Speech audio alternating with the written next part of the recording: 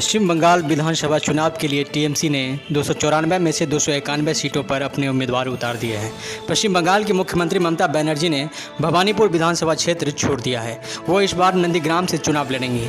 इसकी घोषणा आज तृणमूल कांग्रेस के उम्मीदवारों की लिस्ट जारी करने के दौरान खुद ममता ने ही की। उन्होंने जनवरी में ही नंदीग्राम से चुनाव लड़ने का ऐलान किया था, लेकिन तब उन्होंने कहा था कि वो साथ में भवानीपुर से भी चुनाव लड़ सकती हैं। हालांकि अब स्पष्ट हो गया है कि ममता सिर्फ नंदीग्राम विधानसभा क्षेत्र से ही चुनाव लड़ेंगी और भवानीपुर सीट को उन्होंने बाय बोल दिया है।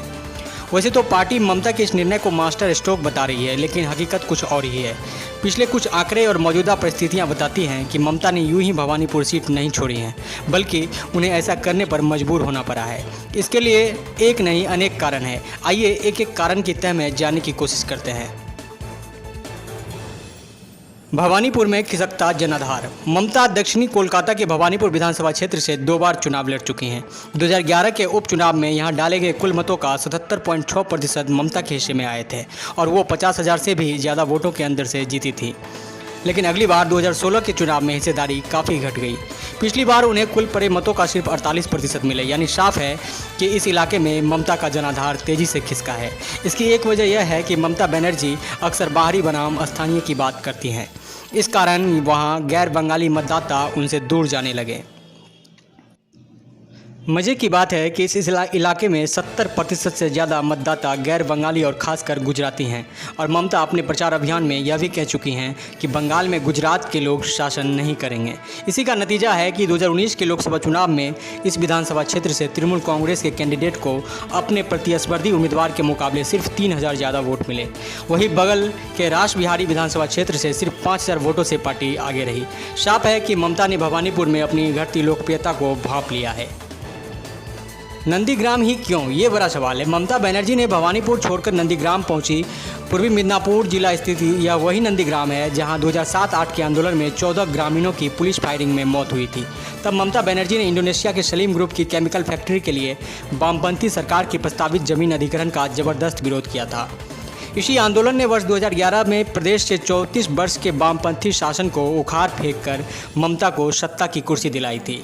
अब जब उन्हें लग रहा है कि विभिन्न मुद्दों से नाराज होकर उनके वोटर बीजेपी का रुख करने का मन बना चुके हैं, तो ममता नंदीग्राम पहुंचकर लोगों के दिलों में 2007 के आंदोलन की याद ताज़ा करना चाहती हैं। ममता ने नंदीग्राम आंदोलन में मारे गए लोगों के परिवारों के लिए पहली बार आर्थिक मदद करने का ऐलान किया। उन्होंने 10 परिवारों को 4-4 लाख रुपये की नगद राशि और हर एक आंदोलनकारी के लिए 1,000 रुपये मासिक पेंशन देने की घोषणा की। मुख्यमंत्री सिंगूर में टाटा की नैनो कार की फैक्ट्री के लिए प्रस्तावित जमीन अधिग्रहण के खिलाफ हुए आंदोलन में शामिल लोगों के लिए पहले ही घोषणा कर चुकी थी। वैसे भी नंदीग्राम में 30% मतदाता अल्पसंख्यक समुदाय के हैं, जिनके तुष्टीकरण का आरोप अक्सर बीजेपी ममता बनर्जी पर लगाती रहती है। यह सच भी है कि अल्पसंख्यक तबका मूल रूप से तृणमूल कांग्रेस के साथ ही है। नंदीग्राम आंदोलन की रूपरेखा तैयार करने वाले ममता के सिपाहीसलार शुभेंदु अधिकारी बीजेपी में आ चुके हैं। उन्होंने कहा है कि वो अपने दम पर बीजेपी की झोली में कम से कम 35 सीट लाएंगे। स्वाभाविक है कि ममता अपने पुरानी साथी को बड़ा खतरा मान रही है। उन्होंने शुभेंदु के दमखम का अंदाजा अच्छे से है। ईस्ट मिदनापुर जिले की राजनीति पर शुभेंदु अधिकारी के परिवार का दबदबा है। शुभेंदु के पिता शिशिर टीएमसी के दिग्गज नेता और लोकसभा सांसद हैं। वहीं शुभेंदु के छोटे भाई दिव्येंदु जिले के ही तमलुक लोकसभा सीट से सांसद हैं। एक छोटे भाई सौमेंदु बीजेपी का दामन थाम चुके हैं। ममता बनर्जी को लगता है कि अगर वो नंदीग्राम से चुनाव लड़ेंगी तो अधिकारी परिवार के कारण पूर्वी और पश्चिमी मिदनापुर जिलों में टीएमसी को होने वाले नुकसान को कम किया जा सकेगा। ममता ने जनवरी में जब नंदीग्राम से चुनाव लड़ने का ऐलान किया था तो प्रदेश बीजेपी अध्यक्ष दिलीप घोष ने कहा कि मुख्यमंत्री भवानीपुर में हार के डर से सीट बदल रही है। इतना ही नहीं, सीपीआईएम के सुजान चक्रवर्ती और कांग्रेस के अब्दुल मन्नान ने भी ममता के भवानीपुर छोड़ने के पीछे यही दावा किया था। हालांकि तृणमूल सांसद सौगत राय ने कहा कि ममता बनर्जी ने नंदीग्राम का चुनाव कर मास्टर स्ट्रोक चल दिया है। वहीं खुद ममता बनर्जी का कहना है कि उन्होंने अपने दिल की आवाज़ सुनकर नंदीग्राम का रुख किया है। बहरहाल मास्टर स्ट्रोक हो या हार का डर या फिर कुछ और, इतना तो जरूर कहा जा सकता है कि राजनीति में अंतरात्मा की आवाज़ जैसी कोई चीज़ नहीं होती है। एक एक कदम नफ़ा नुकसान के गुणागणित पर साध कर ही लिया जाता है। ममता बनर्जी ने भी काफ़ी सोच विचार कर ही भवानीपुर की अपनी परंपरागत सीट छोड़ने का फैसला किया है।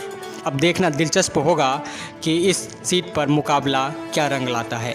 महानगर मीडिया न्यूज़ के लिए कोलकाता से आकाश राय।